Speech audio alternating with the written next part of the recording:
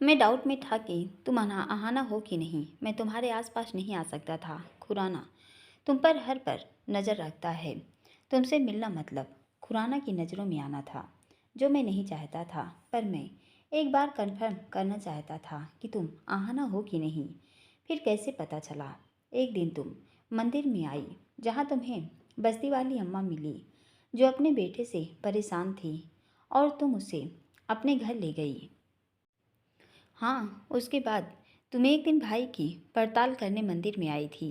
उसके लिए तुमने एक आदमी हायर किया। उसने तुम्हारे भाई के बारे में पूछताछ की, और मुझ तक यही खबर पहुंच गई कि एक लड़की पूछताछ कर रही थी। उस दिन मेरा शक यकीन में बदल गया कि तुम ही आहाना हो, जो अपने भाई की खोज कर रही हो। फूल बेचने वाली अम्मा तुम्हारे भाई और मुझे दोनों को ही पहचानती थी क्या? पर कैसे? मैंने तुम्हें बताया था कि मैं तुम्हारे भाई का दोस्त हूँ। हाँ, पर यह आधा सच था। मैं तुम्हारे बड़े वाले भाई का दोस्त नहीं था, बल्कि तुम्हारे छोटे वाले भाई का दोस्त था। वह उसे हैरानी लिए नज़रों से देख रही थी। ये सच नहीं, यही सच है। कहाँ है मेरा भाई? वो अब नहीं रहा क्या? सुनकर अहाना के सिर पर जैसे कोई ग्रेनेड फटा हो। हाँ, तुमने पहले क्यों नहीं बताया? वह फूट फूट कर रोने लगी। एक बार पुलिस से छिपता मैं उस बस्ती में रहने चला गया। वहाँ तुम्हारे भाई से मेरी मुलाकात हुई। वह मुंबई में रहने संघर्ष कर रहा था। मंदिर के सामने फूलों की दुकान चलाता था। मैंने भी पैसे लगाकर उसके धंधे में हाथ बटाना शुरू कर दिया, इस सपने का लालच देकर कि एक दिन फूल मार्केट पर हमारा कब्जा होगा। इस बहाने मुझे आसरा मिल गया था। उसने मुझे अपने परिवार के बारे में सब कुछ बता रखा था। कुछ दिन हुए थे कि किसी ने मेरी मुखबिरी पुलिस से कर दी। उन्होंने मुझे मंदिर के पास घेर लिया। हमारे बीच मुठभेड़ शुरू हो गई। मैं उनके हाथ आता कि मेरे दिमाग में आइडिया आया। मैंने अपने कपड़े व अंगूठी चेन आदि तुम्हारे भाई को पहना दिए, साथ ही अपनी गन भी थमा दी। तुम्हारा भाई उस मुठभेड़ में मारा गया क्या? आहाना ने सुना तो जैसे आसमान सिर पर टूट पड़ा हो। आंसू धार बन टपकने लगे। मैंने पत्थर मार मार कर उसकी शक्ल बिगाड़ दी। पुलिस के पास मेरी कोई असली पहचान नहीं थी। उन्हें लगा कि मैं मारा गया। उसके बारे में मैं पहले से बहुत कुछ जानता था। उसकी जेब में तुम्हारे घर का एड्रेस मिला, और मुझे छिपने के लिए नया ठिकाना। ट्रेन में बैठकर मैं तेरे भाई का दोस्त बनकर तुम्हारे घर आ गया। भाई का दोस्त होने के कारण तुमने मेरे आने पर अधिक ऐतराज नहीं किया। इस वजह से तुम्हारे घर बिन रोक टोक आने लगा। मुझे तुम पहली नज़र में पसंद आ गई थी। लट्टू बना तुम्हारे आगे पीछे घूमता, पर तुम मुझे भाव न देती। तुम्हें इम्प्रेस करने मैं जब तब तुम्हारी मदद कर तुम्हें अपने एहसान तले दबाता चला गया। उस दिन जाकर झटका लगा कि तुम छोटे मालिक से प्यार करती हो। फिर तो उसे रास्ते से हटाने का जुगाड़ भिड़ाने लगा। प्रांजल को उसके घर वालों के साथ मिलकर रास्ते से किनारे कर दिया, तुम्हारी और अपनी शादी की झूठी तस्वीरें दिखाकर। तुम्हें अपने बनाने ही वाला था कि ऐन मौके पर तुम भाग गई। तुम्हारा पीछा करता मुंबई आया। जब तुम्हें ढूंढकर शादी करने लगा तो वह खुराना बीच में आकर तुम्हें बचा अपने साथ ले गया। उसके बाद तो वह मुझे तुम्हारे आसपास भी नहीं भटकने देता है। वह तुम्हें मुझसे छीनना चाहता है, पर याद रखो, तुम सिर्फ मेरी हो तो मेरी साथ रहोगी। इसलिए तुम्हारे पीछे यहाँ आ गया। यहाँ उस खुराना की सत्ता नहीं चलती, न उसके आदमी मेरे पीछे होते। होते भी तो मैंने बड़ी चालाकी से ये काम किया, और तुम्हारे अकेले होने का इंतज़ार कर रहा था। बोट मेरे लोग ने हाउस बोट से अलग कर दी, यहाँ तक पहुँचाई, क्योंकि यहाँ से सी पोर्ट नज़दीक है। कल मैं हम दोनों के लिए विदेश छोड़ने से पहले ज़रूरी चीज़ों का इंतज़ाम करने चला गया। इसलिए कल का दिन तुम्हें इस आइलैंड पर रहने दिया। कोई और तुम तक न पहुँचे उन्हें भ्रमित करने। मेरे आदमी यहाँ बैठे रहे। कोई भी बोट या क्रूज यहाँ से नहीं गुजरने दिया। पोर्ट यहाँ से नज़दीक है। अब हमें वहाँ पहुँचना है। वहाँ सिर्फ हमारा इंतज़ार कर रहा है। अब हम दोनों ये देश छोड़कर दुबई चलेंगे। यहाँ वो खुराना हमें चैन से जीने नहीं देगा। मैंने सब इंतज़ाम कर लिया है, बस हमें पोर्ट तक पहुँचना है। चलो। अहाना अब तक सांस रोके सब सुन रही थी, पर अब ज्वालामुखी के गर्म लावे सा धधकता क्रोध फूट पड़ा।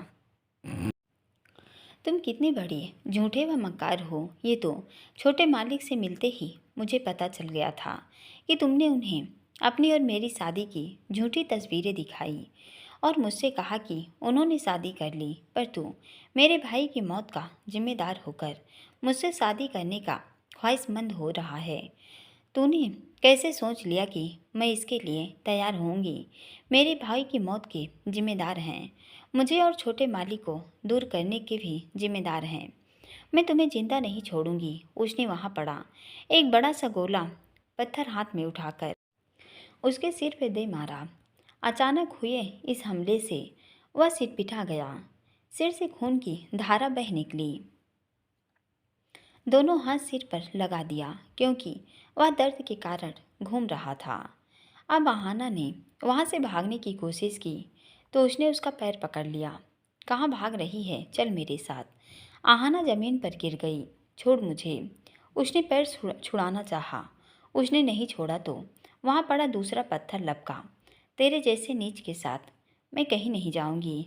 उसने वह पत्थर उसके हाथ पर दे मारा और अपना पैर छुड़ा लिया और भागने लगी तो उसके आदमी उसके पीछे दौड़े और उसे फिर से पकड़ लाए। अब रुद्र प्रताप रौद्र रूप में था। उसने उसकी कलाई जोर से पकड़कर मरोड़ दी तो वह दर्द से तड़प उठी। तेरे भाई को मैंने नहीं, पुलिस ने मारा है। तू है कातिल। तूने मारा मेरे भाई को। अपने इस निर्लज्जता पर शर्मिंदा होने के बजाय उसकी आड़ में मुझ तक पहुंच गया। तेरे जैसे नीच व कपटी इंसान को न मैं न भगवान कभी माफ़ करेंगे। कीड़े पड़ेंगे तुझे, कीड़े। उसके मरने का दुख मुझे भी है, पर छोड़ पुरानी बातें। मेरे पास बहुत पैसा है, मैं इंडिया में नहीं रह सकता। हम दोनों दुबई में मौज की ज़िंदगी गुजारेंगे। मैं सब बुरे काम छोड़ दूंगा। तेरे मैं तेरे साथ ज़बरदस्ती भी नहीं करूँगा, बिल्कुल सुधर जाऊँगा। चल। वह उसे घसीटने लगा कि तभी एक जोर का प्रहार उसकी कमर पर हुआ और वह मुंह के बल जमीन पर गिरा था। देखा तो भूमिक था, जो क्रोध से भरा गहरी सांसें ले रहा था। कौन है तू? रुद्र प्रताप भुचक्का था। अपनी मौत का परिचय पूछ रहा है। उस भूमिक ने दांत पीसे। आहाना झट से उठकर भूमिक के पास खड़ी हो गई। तुम ठीक हो? उसने उसकी तरफ देखकर पूछा। नहीं, वो भूमिक आरवंशी। वो उठ खड़ा हुआ। देखो, मेरी तुम्हारे साथ कोई दुश्मनी नहीं। मेरी मंगेतर को ले जाने दो। क्यों हमसे उलझ रहे हो? तुम्हारा और मेरा एक ही दुश्मन है, अभिराज खुराना। क्या क्या कहा? ये तुम्हारी मंगेतर। भूमिक की आंखें गुस्से से फैल गई। भूमिक जी, ये झूठ कह रहा है। ये बहुत बड़ा क्रिमिनल है। ज़बरदस्ती मुझसे शादी करना चाहता था। इसी से बचने में मुंबई भाग आई थी और इसने मेरे भाई को भी मारा है और अब मुझे अपने साथ दुबई ले जाना चाहता है। भूमिक ने सुना तो जैसे होश हवास खो बैठा हो। उसको कमीज से पकड़कर उठाया और जमीन पर पटक दिया। एक के बाद एक कई पंच दे मारे और वह निडाल हो गया। तभी एक जोर का प्रहार उसके सिर पर हुआ और वह निढाल हो नीचे गिर गया। रुद्र प्रताप का आदमी था जिसने बड़े से पत्थर से उसके सिर पर वार किया था। भूमिक जी, आहाना की चीख निकल गई। भूमिक जी उठिए। आहाना उसे झिझोड़ने लगी, पर वह अर्ध बेहोशी में हो गया। ये क्या किया तुमने? इतने में रुद्र प्रताप सिंह उठ खड़ा हुआ। मरा नहीं है, जिंदा है और चाहती हो कि इसे मारकर समंदर में न फेंके तो चलो हमारे साथ। वह उसे घसीटने लगा और नाव में बिठा दिया। भूमिक जी, देखिए मुझे ले जा रहे हैं। भूमिक जी, वह जोर जोर से उसे पुकारने लगी ताकि वह होश में आए। यह देख रुद्र प्रताप ने उसके गाल पर जोर का तमाचा दे मारा। अगर आप चिल्लाई तो इसका काम यहीं तमाम कर देंगे। उसने रिवाल्वर उसकी तरफ तान दी। नहीं, मत मारो। हिमानी जी का इनके सिवा कोई नहीं है, वो टूट जाएंगी। उसने गुहार की, इस शर्त पर कि अब तुम कोई ड्रामा नहीं करोगी, चुपचाप से चलोगी। वह उसका हाथ पकड़ता नाव में ले आया और अब ये सब नाव में सवार हो गए। यह इंजन वाली नाव थी। एक आदमी ने वह स्टार्ट की और आगे बढ़ाने लगा, पर वह सिर्फ पानी हटा रही थी, आगे बढ़ा ही नहीं। क्या हो गया पता नहीं, ड्राइवर बोला। वजह जानने पीछे मुड़ा तो आश्चर्य से आंखें फैल गई। भूमिक नाव को दोनों हाथों से पकड़े खड़ा था, क्रोध के मारे उसकी आंखें लाल थीं, चेहरे पर उसके बाल लहरा रहे थे। वह उन्हें खुली चुनौती दे रहा था। उन्होंने कोशिश की कि नाव आगे बढ़ाए, पर वह 1 इंच भी आगे नहीं बढ़ पाई। तुम ऐना को ऐसे नहीं ले जा सकते, भूमिक की गरजती आवाज़ गूंजी। छोड़ दे भूमिक, क्यों बेमौत मरना चाहता है? उसने उसकी तरफ बंदूक तानी की। आहाना ने जोर का हाथ मारा। बंदूक पानी में गिर गई, पर अचानक से बोट में हलचल होने लगी। देखा तो भूमिक नाव पर पलटने की कोशिश कर रहा था। ये क्या कर रहा है? तुम ऐसे नहीं जा सकते, समझ गए? भूमिक घायल होने के बावजूद पूरी ताकत से नाव पलटने की कोशिश कर रहा था। वह डबाडोल होने लगी। अच्छी खासी मजबूत कद काठी का मालिक भूमिक, ताकत भी भरपूर है कि नाव में बैठे लोग समझ गए कि नाव पलटने वाली है तो बचने की कोशिश में लग गए। एक व्यक्ति ने जेब से रिवाल्वर निकालनी चाहिए, पर उससे पहले छपाक की आवाज़ आई। नाव टेढ़ी हो गई। वे सब लोग फिसलकर समुद्र में गिरकर खुद को बचाने हाथ पैर मारने लगे।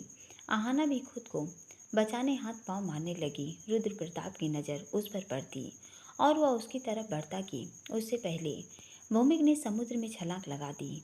उसका हाथ पकड़कर बाहर खींच लाया। बचाव के बावजूद उसके मुंह नाक में काफ़ी पानी भर गया था। इतने दिन से ऐसी स्थिति से कई बार दो चार हो चुकी है, तो बचना आ गया है। तुम ठीक हो ना? भूमिक ने उसे पूछा। हाँ थैंक्स। ठीक है तो चलो। कहाँ? आहाना ने उसे आश्चर्य से देख रही थी। इनके पास हथियार है, हम बिल्कुल खाली। आमने सामने मुकाबला हुआ तो कुछ भी हो सकता है, रिस्क नहीं उठा सकते। हमें जंगल की तरफ भागना है ताकि इनके हाथ ना आए। उसने उसका हाथ पकड़ा और भागने लगे। ये लोग संख्या में तो ज़्यादा हैं कि ही हथियार से लैस हैं। आमने सामने की लड़ाई में कुछ भी हो सकता है। यदि वह फिर पहले जैसे घायल हुआ तो रुद्र प्रताप ऐना को अपने साथ दुबई ले जाएगा और फिर शायद वो कभी उससे न मिल पाए। इस डर से भूमिक जंगल की तरफ भागने लगा, पर यह इतना भी आसान नहीं। रुद्र प्रताप भी पानी से बाहर निकल आया था। रुक जाओ भूमिक। भूमिक ने रुद्र प्रताप की चेतावनी को अनदेखा किया और कदमों की गति सर पर दौड़ा दी। जितनी जल्दी हो सके उन्हें यह खुला एरिया पार करना है। उस स्थान के बजाय अगर जंगल में लड़ जाए तो उनके हित में हो सकता है। वो दोनों दौड़ने लगे कि गोलियों की तड़तड़ाहट सुनाई दी, जिससे आहाना सहम गई। भूमिक जी, अब क्या करें? रुको मत, दौड़ती रहो, उसने उसका हाथ खींचते हुए कहा। दोनों गोलियों से बसते जंगल में पहुंचने ही वाले थे कि रुद्र प्रताप ने अपने आदमी से गन छीन ली। वह निशाना लगाता तो आहाना सामने आ जाती। आखिर उसने भूमिक पर निशाना सेट किया और गोली चला दी, जो बिजली की गति से दौड़ती भूमिक के पैर में धंस गई। भूमिक लड़खड़ा गया। उसने पैर पकड़ लिया तो रुद्र प्रताप ने अपने साथियों को फायरिंग रोकने का इशारा किया। भूमिक जी, क्या हो गया ये? आहाना ने देखा तो बेहद डर गई। पीछे मुड़कर देखा। रुद्र प्रताप बंदूक ताने खड़ा था। रुक जाओ आहाना, मत करो कोशिश, कोई फायदा नहीं। भूमिक हार मानने तैयार नहीं था। वहाँ से एक नुकीला पत्थर उठाकर खींचकर उसकी तरफ फेंका, जो सीधा उसके माथे पर लगा। खून की धार बह निकली कि एक पल को वह लड़खड़ा गया। जब तक वह संभलता, इतनी देर में दोनों झाड़ियों में गुम हो गए। आगे घना जंगल था। उन्हें छिपने व भागने का भरपूर अवसर तो था, पर भूमिक के पैर में गोली लग गई थी, जिस कारण वह तकलीफ में था। दर्द का परवाह किए बगैर वह दौड़ रहा था। दौड़ते दौड़ते दोनों उसी केले के झाड़ के पास आ गए। भूमिक जी, आहाना बोली। हाँ, वापिस मुड़िए। क्यों? यहाँ मधुमक्खियाँ हैं जो हमारे पीछे आई थी। कहाँ? वहाँ।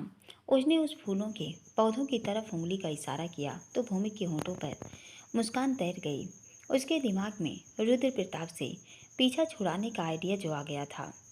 उस तरफ आया तो बड़ा सा छत्ता नजर आया जिसमें अच्छी खासी तादाद में अभी भी मधुमक्खियाँ थीं। वे दोनों कुछ दूरी पर जाकर छिप गए और अब उन लोगों के आने का इंतजार करने लगे। आहाना, भूमिक, रुद्र प्रताप उन्हें पुकारता उस तरफ ही गया था। छिपने की कोशिश बेकार है, बेमौत मारे जाओगे। मुझसे बच भी गए तो इस निर्जन टापू पर या तो भूखे प्यासे मर जाओगे या किसी जंगली जानवर का भोजन बन जाओगे।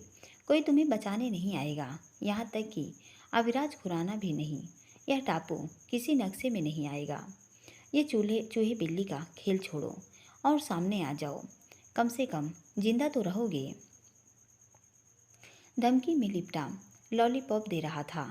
वहीं भूमिक उसके आगे बढ़ने का इंतजार कर रहा था। जब वह एकदम फूलों वाले पौधे के समूह पहुंच गया तो उसने एक बड़ा सा पत्थर छत्ते पर जोर से देकर मारा। उसका निशाना बिल्कुल सटीक था। अगले ही पल गुस्साई मधुमक्खियां रुद्र प्रताप और उसके आदमियों के ऊपर मंडरा रही थी। उसका सुर किसी हेलीकॉप्टर के पंखे जैसा था कि दिल दहला दे। भागो! रुद्र प्रताप चिल्लाया। समंदर की तरफ भागो, जमीन में ये हमारा पीछा नहीं छोड़ेंगी। रुद्र प्रताप चिल्लाया और रेस लगा दी। उसके पीछे गुस्साई मधुमक्खियां भी। अब आएगा मजा। भूमि के होठों पर मुस्कान थी। चलो। दोनों वहां से भागते काफी दूर जंगल में आ गए।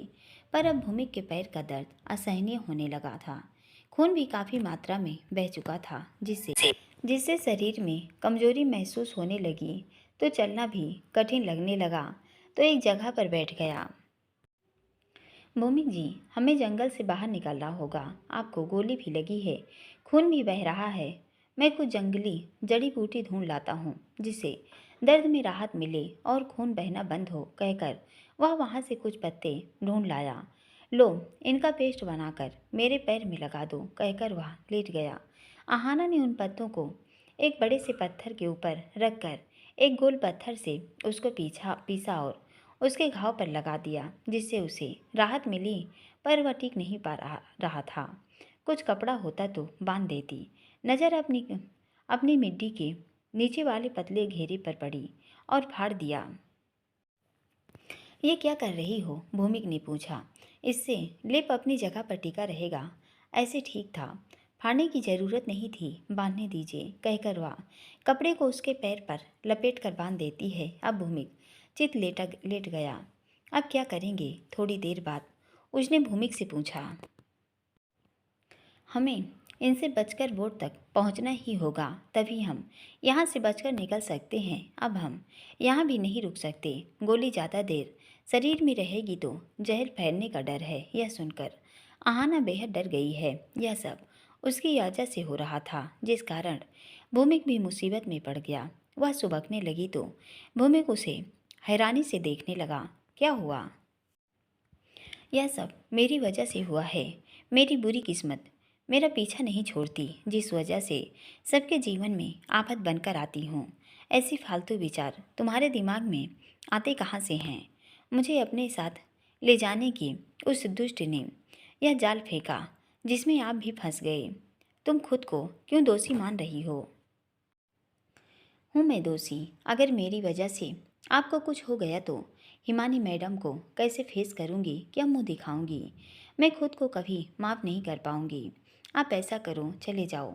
आपको इलाज की ज़रूरत है, तब तक मैं उनको यहाँ उलझा कर रखूँगी। अच्छा, तुम्हें छोड़ कर चला जाऊँ? हाँ, भगोड़ा हूँ मैं या कायर समझती हो मुझे? आप बात की गंभीरता को समझो। आपको जल्द इलाज की ज़रूरत है। वह हम दोनों को साथ में नहीं जाने देगा। आप मुझे छोड़ दो, वो मुझे नहीं मारेगा। इतना मुझे विश्वास है। मरने से ज़िंदगी ख़त्म नहीं होती है ना। जैसी बाकी की ज़िंदगी तुम उसके साथ जीने मजबूर हो जाओगी, वो मौत से बदतर है।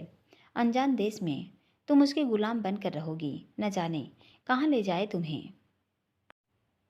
मैं किसी तरह उसको चकमा देकर उसके चंगुल से भाग जाऊंगी, जैसे पहले भी भागी थी।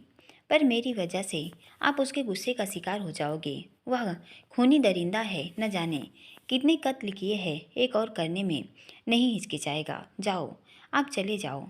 ये क्या बक रही हो? आपको गोली लगी है, हम यहाँ ज़्यादा देर नहीं रुक सकते। चुप हो जाओ, मैं अकेले कहीं नहीं जाऊँगा। जाएंगे तो दोनों साथ, नहीं जाएंगे तो दोनों कहीं नहीं जाएंगे। जितनी मुझे मेरी जान प्यारी है, उतनी ही तुम्हारी भी। तो तुम्हें यहाँ छोड़ सकता हूँ क्या? ऐसा कभी नहीं हो सकता। कभी कभी लगता है मैं हूँ ही क्यों? क्या किसी का जीवन इतना उथल पुथल भरा हो सकता है जितना मेरा है? खुद को दोषी ठहराना बंद करो और ये बताओ, ये नमूना है कौन? बहुत बड़ा क्रिमिनल है, तुम्हारे पीछे क्यों लगा है? बहुत लंबी कहानी है, मैं जानना चाहता हूँ। क्या सच में? हाँ, मैंने कभी तुम्हारी कहानी नहीं जाननी चाहिए, न तुम्हारी बातों पर यकीन किया। मुझे हमेशा लगता तुम अटेंशन सीकर हो, मॉम की सहानुभूति पाने मनगढ़ंत कहानी सुनाती हो। पर अब लगता है शायद मैं गलत था। जो आपको मनगढ़ंत कहानी लगता था वह एक खौफनाक कहानी है जिसके केंद्र में मैं हूँ। तुमने बताने की कोशिश भी नहीं की। मन तभी खोला जाता है जब सुनने वाला सुपात्र हो, जो उस बात को समझ सके। आप अंदाजा भी नहीं लगा सकते कि माँ बाप का साया उठने के बाद अकेली लड़की की जिंदगी को लोग खुली तिजोरी समझते हैं, जिसे हर कोई लूटना चाहता है। रुद्र प्रताप वह शख्स है जिसने मेरी बिखरी जिंदगी को बर्बादी के मुहाने पर ले जाने में कोई कसर नहीं छोड़ी, यहाँ तक कि मेरी आखिरी उम्मीद की एक दिन मुझे मेरा भाई मिल जाएगा, वो भी तोड़ दी है। आज तक किसी तरह इससे बचती आ रही थी। कभी हिमानी मैम, कभी खुराना साहब मददगार के तौर पर मिले, तो कई लोग ऐसे जिन्होंने मेरी मजबूरी का फ़ायदा उठाना चाहा। मैं भी इस कहानी का हिस्सा हूँ, तो मैं पूरी कहानी जानना चाहता हूँ ताकि समझ पाऊँ कि ये तुम्हें क्यों ले जाना चाहता है। क्या तुम सच में इसकी मंगेतर हो? नहीं, ये मक्कार व खूनी है। मेरी तारीफ में क्या बोल रही हो मेरी जान? दोनों पीछे मुड़े। रुद्र प्रताप था, दोनों हैरान थे। भूमिक ने उठने का प्रयास किया तो उसने एक बड़ा सा पत्थर भूमिक के सिर पर दे मारा, तो वह जमीन पर गिरकर बेहोश हो गया। देखकर आहाना बौखला गई, आंखें पत्थर हो गई। उसने उसकी नब्ज टटोली चल रही थी। भूमिक जी, होश में आइए। वह उसे झंझोड़ने लगी। ये क्या किया तूने दुष्ट? तुमने मजबूर किया है मुझे। चलो। वह उसका हाथ पकड़कर घसीटता ले आया। उसके आदमी भूमिक को भी। इसकी लाश नहीं मिलनी चाहिए। लोग बस अनुमान लगाकर कहानी बनाते रह जाएं कि आखिर रैना और भूमि कारवंशी गए कहाँ। तुम दोनों दुनिया के लिए मिस्ट्री बन जाओगे। ये उसे घसीटते अपने साथ ले आए, साथ में आहाना को भी। ये क्या कर रहे हो? देखती जाओ, कहकर उसके आदमी भूमि की कमर में लपेट कर रस्सी बांधी और उसके साथ एक बड़ा सा पत्थर भी, और उसे समुद्र में धक्का देने लगे। ये क्या कर रहे हो? छोड़ दे। उसने रुद्र प्रताप को धक्का दिया। जब तक वह उन तक पहुंचती उन्होंने उसे समंदर में धकेल दिया। आहाना की आंखें भय से फैल गई। भूमिक जी, वह दहाड़ने मार रोने लगी। पर धीरे धीरे भूमिक का शरीर पानी में अदृश्य होने लगा। मैं तुम्हारे साथ चलने तैयार हूँ, पर उनको बाहर निकाल लाओ। वो जिंदा है, पानी में डूबने से मर जाएंगे। मैं तुम्हारे हाथ जोड़ती हूँ, प्लीज। मैं खुद को कभी माफ नहीं कर पाऊंगी। वह गिड़गिड़ाती रही और वे ठहाका मार हंस रहे थे। उसने भी उसी जगह पर छलांग लगा दी। भूमिक जी, उसने पानी में हाथ पैर मारे, पर भूमिक पत्थर के साथ नीचे डूब चुका था। भूमिक जी, दो लोग पानी में कूदे और उसे पकड़कर खींचते वापस ले आए। चुप, बिल्कुल चुप। रुद्र प्रताप गुस्साया। प्लीज उनको बचा लो। नहीं, वोट सीधी करो। उसके आदमियों ने जोर लगाकर वोट सीधी कर दी। बचा लो उन्हें। आहाना जैसे पत्थर हो गई थी। नहीं, यही इसकी सजा है। मना किया था कि हमसे न टकराए। अब यहाँ थोड़ी देर में डूब कर मर जाएगा और उसके बाद समंदर की मछलियों का भोजन बन जाएगा। उसकी लाश तक नहीं मिलेगी। हाँ हाँ। वह उसका हाथ घसीटता नाव में ले आया। मत करो ऐसे। वह बिलक पड़ी। हिमानी जी नहीं जी पाएंगी। ये सब तेरी वजह से हुआ। उसने सख्ती से उसका गाल पकड़कर नीचे धक्का दे दिया। चलो वोट आगे बढ़ाओ, जो रुद्र प्रताप से टकराएगा उसकी यही अंजाम होगा।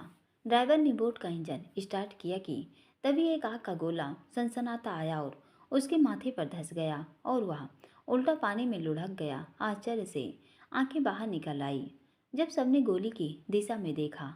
अविराज अपनी बोट पर पिस्तल ताने खड़ा था। अगली गोली रुद्र प्रताप के बाजू में धंस गई और वह धक्के से पीछे पलट गया। खुराना साहब, आहाना ने उसे देखा। मरती आशाओं को नवजीवन मिला।